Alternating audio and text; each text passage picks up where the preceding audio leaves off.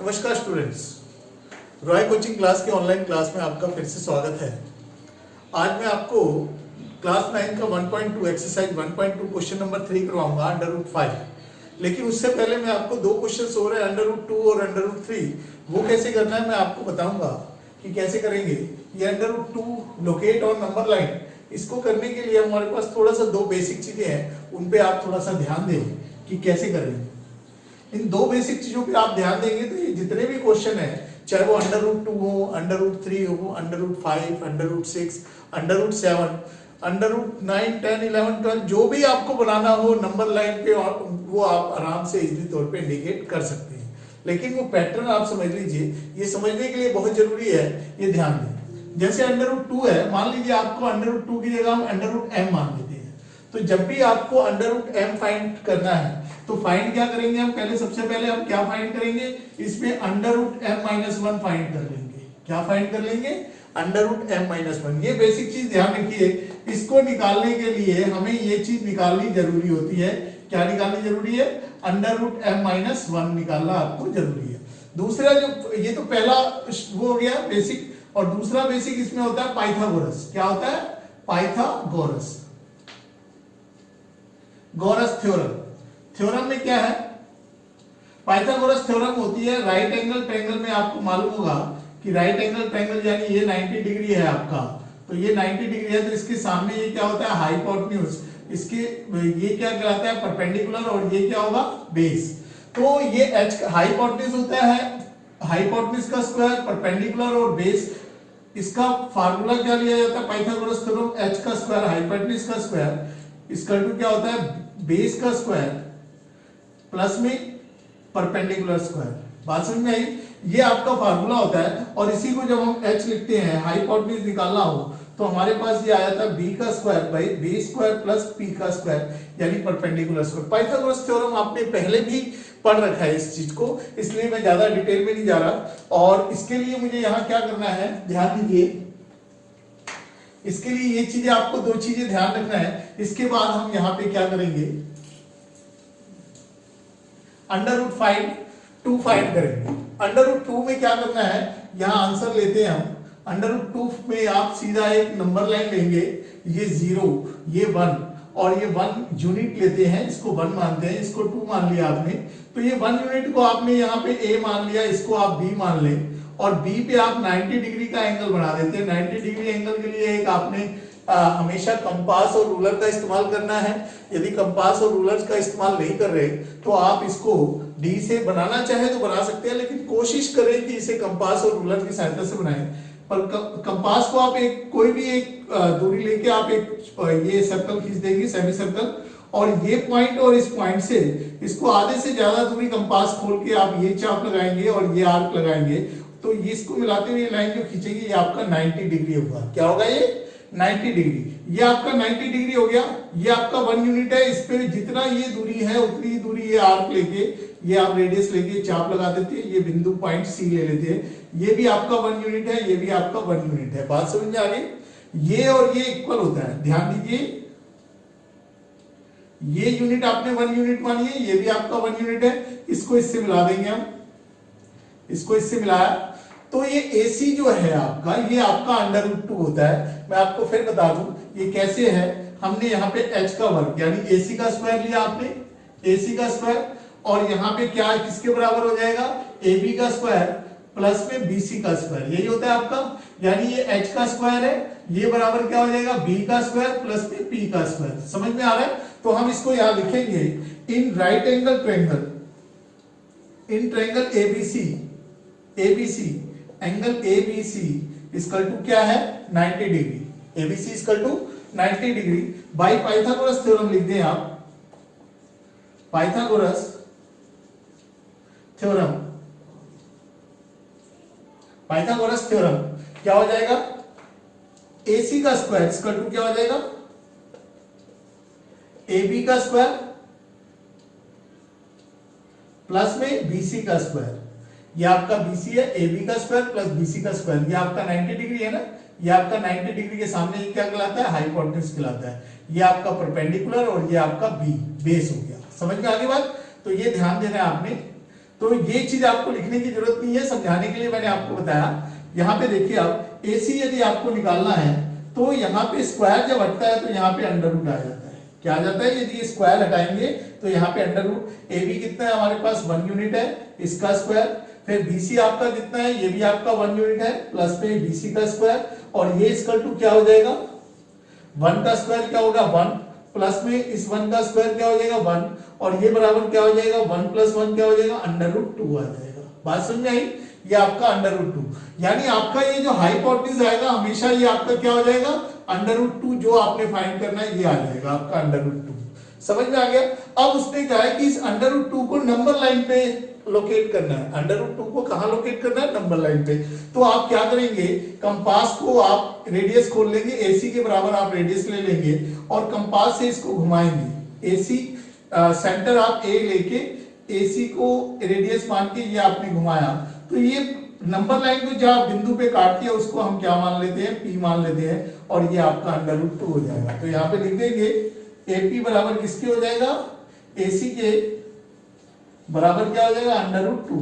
तो हमेशा ध्यान रखिए ये जो चीज आएगी जो आपने फाइंड करना है वो अंडर रूट 2 आपका 90 डिग्री के सामने यानी हाइपोटेन्यूज के रूप में, कर्ण के रूप में आ जाता है। तो ये क्वेश्चन तो आपका ये हो गया, ये अंडर रूट 2 फाइंड करने का। नेक्स्ट क्वेश्चन जो है मैं आपको फिर बता रहा हूं। नेक्स्ट क्वेश्चन देखिए, अब ये अगला क्वेश्चन है अंडर रूट 3। अंडर रूट 3 के लिए भी हम वैसे ही करेंगे। मैंने आपको बताया था अंडर रूट m निकालना है, तो अंडर रूट m के लिए आप क्या करेंगे? देखिए यहाँ पे अंडर रूट m के लिए आपको यहाँ फाइंड करना है। मान लो अंडर रूट m आपका क्या है? ये आपका अंडर रूट 3 है, ठीक है। अब आपको फाइंड क्या करना है? m-1। तो m-1 फाइंड करने के लिए क्या लेंगे? 3-1, और ये आपका क्या हो जाएगा? Under root 2। 3 में से 1 गया, अंडर रूट 2 आया। तो मैंने आपको बताया था ये जब भी चीज आएगी आपकी, ये ध्यान दीजिए, ये आपका राइट एंगल है, तो ये m-1 जब भी आएगा ये आपका बेस होगा। क्या होगा? ये आपका बेस होगा। ध्यान दीजिए, बेस। और उसके बाद ये जो चीज है परपेंडिकुलर क्या होगा? ये आपने m-1 किया तो नेचुरल हो जाएगा कि ये 1 सेंटीमीटर 1 यूनिट हो जाएगा। ये आपका क्या हो जाएगा? 1 यूनिट हो जाएगा, यानी परपेंडिकुलर आपका क्या हो गया? ये परपेंडिकुलर हो गया। बेस आपका क्या आया? बेस आपका अंडर रूट m-1 आपका बेस आया, परपेंडिकुलर क्या आ जाएगा? ये आपका 1 आ जाएगा। और इसके बाद इन दोनों का जो आप वो निकालेंगे, ये तो 90 डिग्री है, इसका जो हाइपोटेन्यूज होएगा वो आपका क्या हो जाएगा? Under root m। Under root m यानी अंडर रूट 2 अंडर रूट 3 माना जाएगा। ये बात समझ में आ गई? तो ये जो चीज है ये मैंने आपको समझाने के लिए बताया है कि कैसे कैसे है ये फाइंड करना है। m-1 जो होगा वो आपका बेस होगा, और फिर परपेंडिकुलर जो होगा 1 यूनिट मानी जाती है, तो ये आपका जो निकलेगा ये आपका अंडर रूट m निकलता है। ये आपको समझ में आना चाहिए। देखिए आपने पिछली क्लास में जो आपने पढ़ा है, पिछली क्लास में आपने क्या पढ़ा है कि हमें अंडर रूट 2 कैसे बनाना है। अंडर रूट 2 बनाने के लिए मैंने आपको बताया था पिछले क्वेश्चंस में, सॉरी पिछली क्लास में, पिछले क्वेश्चंस में मैंने आपको बताया था ये आपका 1 है माइनस का, ये 0 है, और ये आपका 1 यूनिट a मान लिया आपने, ये 1 यूनिट आ गया आपका, ये 1 यूनिट, ठीक है। और इस 1 यूनिट पे आपने 90 डिग्री का एंगल बना दिया। ये आपने डॉटेड डॉटेड डॉटेड बनाना है, और इस पे आपने ये एक 90 ये 1 यूनिट जितना ये है उतना ही ये काट लिया आपने, थोड़ा सा और ऊपर काटे, जितना ये है 1 यूनिट उतनी ये काट लेंगे। तो इसको आपने डिनोट कर दिया c से, और इसको इससे मिला दिया, इसको इससे मिला दिया, तो ये आपका क्या हो जाएगा? ये आपका अंडर रूट 2 हो जाएगा। नेचुरल बात है, ये अंडर रूट 2। और जब हम आर्क लेके रेडियस लेके O को C से, या इसको आप ऐसा कीजिए, इसको आप A मान लीजिए, इसको आप B मान लीजिए, और A को A से C तक आपने रेडियस पर कंपास में भर लेना है, और A को सेंटर मान के AC रेडियस लेके आप एक चाप लगाते हैं, तो ये आपका क्या आता है? ये आपका P बिंदु आता है, आपका अंडर रूट 2। क्या आता है? ये P बिंदु आता है अंडर रूट 2, ये आपका अंडर रूट 2 आएगा। बात समझ में आई? तो आपको मैंने पिछली क्लास में पिछले क्वेश्चन में मैंने अंडर रूट 2 बनाना सिखाया था।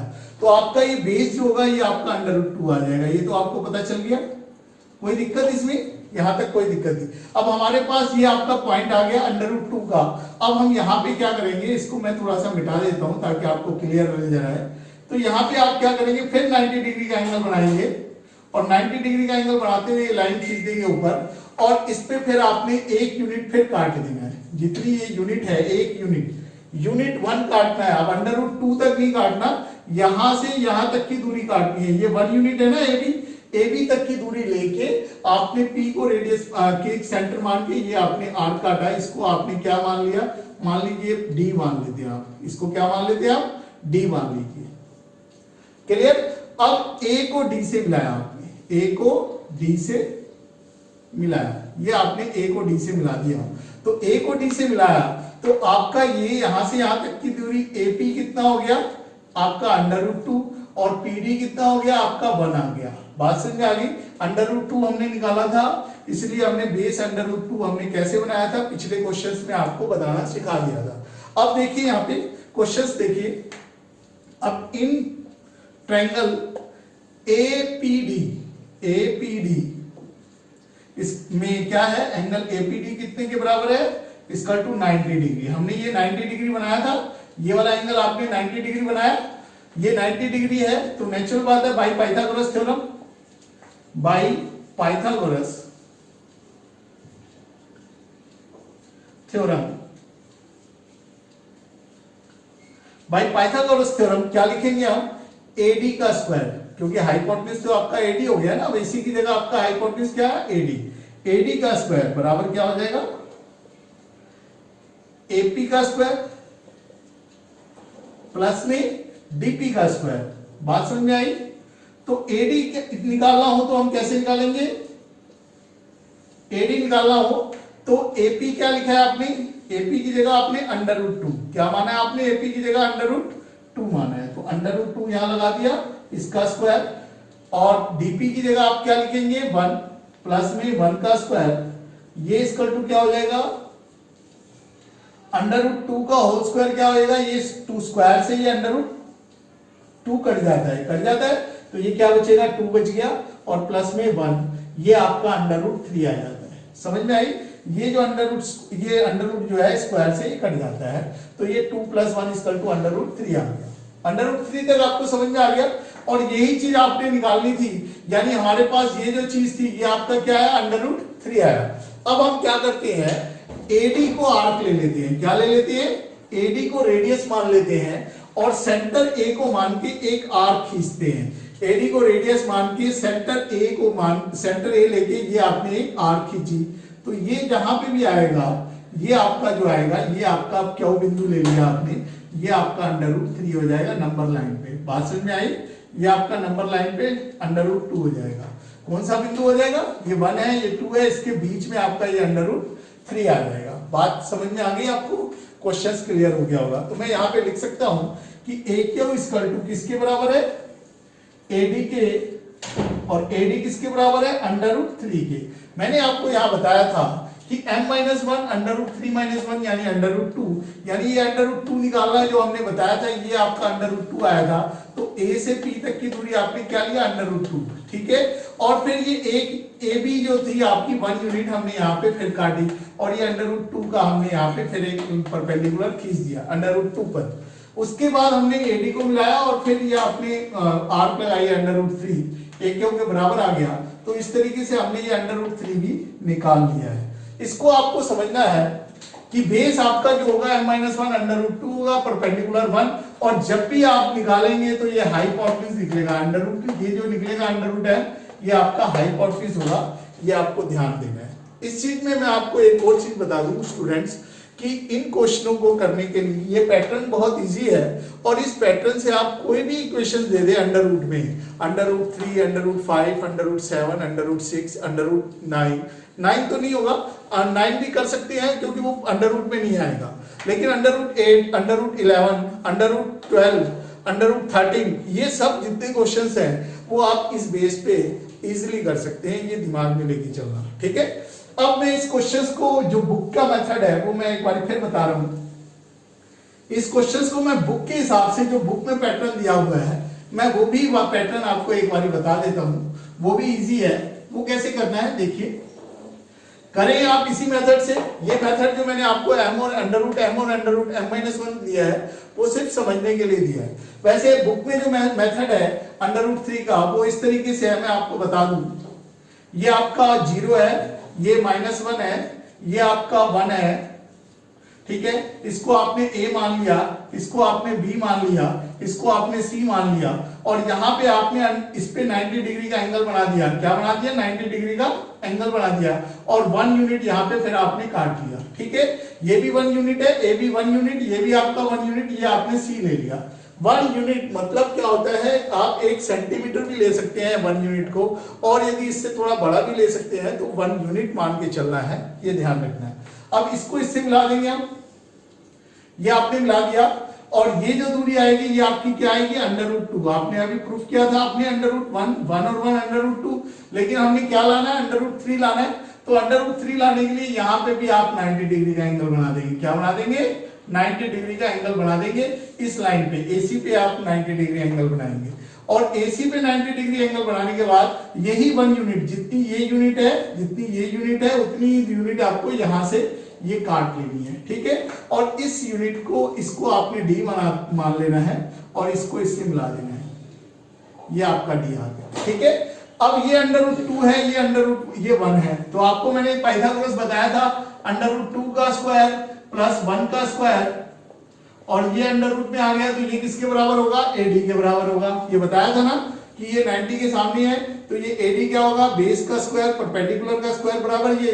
अब ये देख लो, आपका वही आ रहा है 2 का स्क्वायर, ये स्क्वायर कट गया, अंडर रूट कट गया, तो 2 + 1 इसका 2 क्या आ रहा है? √3। बात समझ में आ गई? यानी ये आपका √3 हो जाएगा। क्या हो जाएगा? ये आपका √3 हो गया, ठीक है। अब हमें √3 को क्या करना है? नंबर लाइन पे डिनोट करना है। तो आप रेडियस क्या लेंगे? AD लेंगे, और A को सेंटर मान के D तक की दूरी लेके ये आप एक आर्क खींच देंगे, ठीक है। और ये बिंदु क्या मान लिया आपने? P मान लिया, और ये आपका √3 आ जाएगा, ठीक है। क्वेश्चन समझ में आ गई बात? अब एक जो मेन क्वेश्चन है एक्सरसाइज 1.3 का, वो मैं आपको करवाने जा रहा हूं। अब स्टूडेंट्स, ये क्वेश्चन है √5 का। √5 हम करने को बहुत से तरीके से कर सकते हैं, लेकिन मैंने जो आपको पैटर्न दिया है √m का पैटर्न मैंने आपको बताया था, ये मैंने आपको फिर एक बार बता दूं, ये मैंने आपको समझने के लिए पैटर्न दिया है कि इसको कैसे करना है। ये √m है आपका, क्या लिया आपने? √m कौन सी फॉर्म में है? √5 की फॉर्म में, यही है। अब m-1 फाइंड करना है आपने, m-1, तो इसको फाइंड करने के लिए आप क्या करेंगे? 5 में से 1 माइनस करेंगे, तो ये आपका क्या हो जाएगा? 4 आ जाएगा, और 4 बराबर किसके होता है? अंडर रूट से बाहर निकल जाएगा, तो ये कितना हो जाएगा? 2 हो जाएगा। समझ में आ गई बात? तो यानी आपका बेस क्या हो गया? बेस आपका 2 हो गया, परपेंडिकुलर कितना हुआ? परपेंडिकुलर 1 हो गया, और हाइपोटेन्यूज जो होगा वो अपने आप आपका ये √5 आ जाएगा। समझ में आ गई ये बात? ये चीज आपको समझनी है, ज्यादा ध्यान इस पे देना है कि ये पैटर्न क्या कह रहा है आपको। अब आपको बेस क्या है? 2 यूनिट लेना है, इजीली ले सकते हो। 1 सेंटीमीटर परपेंडिकुलर, आपको परपेंडिकुलर खींचना है, इजीली कर सकते हो, और इजीली ये आराम से बन जाएगा। देखिए कैसे बना रहे हैं हम। ये आपने नंबर लाइन ले ली, और ये आपने 0 लिया, ये आपने -1 लिया, ये आपने 1 लिया, और ये आपने 2 लिया, ठीक है। और ये आप मान लो 3 ले लेते हैं, यहाँ पे मान लो 3 ले लेते हैं, तो ये आपका 1, ये 2, ये 3, इसको आपने A मान लिया, इसको आप B मानेंगे। आप क्या मानेंगे? इसे B मानेंगे, और इस पे आप 90 डिग्री का एंगल बना देंगे। क्या बना देंगे? 90 डिग्री का एंगल। चाहे आप कंपास से बनाएं, रूलर से बनाएं, चाहे आप D से बनाएं, जिससे आप बनाना चाहें, और 1 यूनिट यहाँ पे यू काट लेंगे। ये 1 यूनिट इतनी है, यहां से यहां तक 1 यूनिट है, ये 1 यूनिट, 1 यूनिट, ये 2 यूनिट होगी। तो हमने यहाँ कितना काटना है? 1 यूनिट काटनी है, तो ये आपने 1 यूनिट काट दिया, और ये बिंदु क्या हो जाएगा? C हो जाएगा। आगे बात समझ में? ये आपका 1 यूनिट है, ठीक है। अब A को C से मिला देना है आपको, A को C से मिला देना है। आगे बात समझ में? अब AC को आपने रेडियस मानना है, सेंटर आपने A को मानना है, सेंटर आप A लेंगे, रेडियस AC लेंगे, और एक आर्क फिर लगा देंगे, और ये आर्क जहां पे भी नंबर लाइन पे काटेगी, ये आपका P बिंदु हो जाएगा, और ये आपका √5 हो जाएगा। यानी ये आपका √5 है, मैं ऊपर लिख देता हूं, ये आपका √5 है, और ये आपको नंबर लाइन पे डिनोट करना है। तो मैंने AC को रेडियस मान के सेंटर A लिया, और ये C से आपने आर्क लगा दिया, ये √5 हो जाएगा। अब इसको लिखने के लिए आपको लिखना है, तो इन ट्रायंगल ABC, वही की वही चीज, एंगल ABC इसका टू क्या है? 90 degree by Pythagoras theorem, Pythagoras theorem, theorem यहां पे क्या लिखेंगे, AC का स्क्वायर इसका टू क्या हो जाएगा, AB का स्क्वायर प्लस में BC का स्क्वायर। ठीक है, ये AB कितना है आपको, यहां से यहां तक कितनी यूनिट है, यहां से यहां तक कितनी यूनिट है, ये 2 यूनिट है, मानते हैं आप, ये कितनी यूनिट है, 2 यूनिट। ठीक है, तो AC बराबर क्या हो जाएगा, अंडर रूट में AB का स्क्वायर क्या लिया आपने, ये 2 लिया है, 2 का स्क्वायर प्लस में BC कितना लिया है, 1 का स्क्वायर, और ये इसका टू क्या हो जाएगा, 2 2 जा 4 प्लस में 1 वैसे का वैसे, और ये इसका टू क्या हो जाएगा, अंडर रूट 5 आ जाएगा। समझ में आ गई बात, ये आपका अंडर रूट 5 क्या है, AP आ जाएगा।